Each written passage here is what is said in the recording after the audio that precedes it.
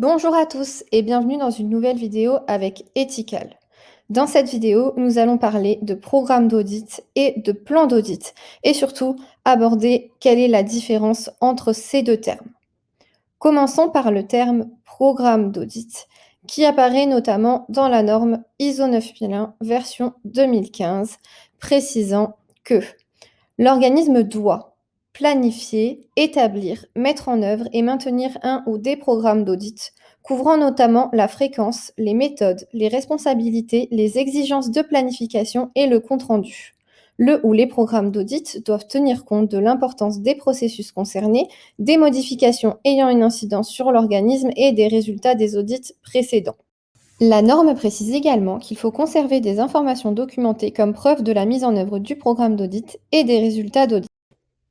Parlons à présent définition avec la norme ISO 19011 version 2018 qui, pour rappel, donne les directives pour l'audit des systèmes de management. Dans cette norme, on retrouve la définition du programme d'audit comme étant les dispositions relatives à un ensemble d'un ou plusieurs audits planifiés pour une durée spécifique ou dirigés dans un but spécifique, et le plan d'audit qui correspond à la description des activités et des dispositions nécessaires pour réaliser un audit. Ainsi, on parle souvent de plan d'audit, vous savez, celui que l'auditeur envoie aux audités avant de commencer l'audit sur site ou hors site, afin de préciser qui sera vu et combien de temps cela prendra.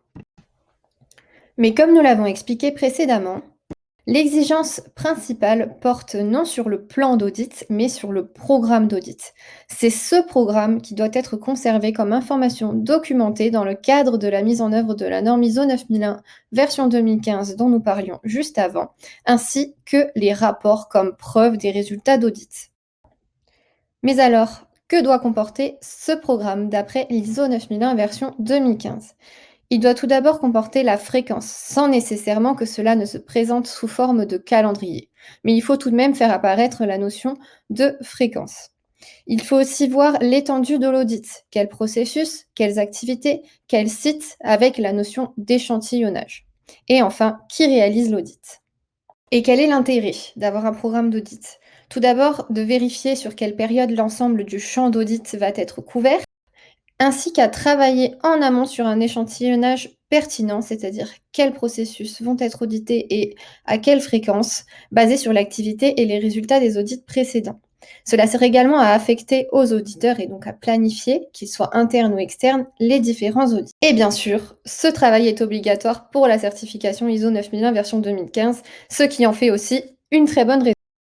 En résumé, et pour clôturer cette vidéo, un programme d'audit doit toujours être réalisé afin d'avoir une vision globale de l'ensemble des audits sur une période déterminée, que ce soit pour les audits internes, mais aussi pour les audits de certification.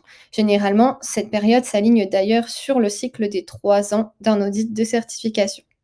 Quant à lui, un plan d'audit doit être établi pour chaque audit afin de préciser son déroulé et l'organisation matérielle. Et vous, le saviez-vous? Que la réponse à cette question soit oui ou non, nous espérons avoir pu éclairer le sujet et vous disons à bientôt dans une prochaine vidéo.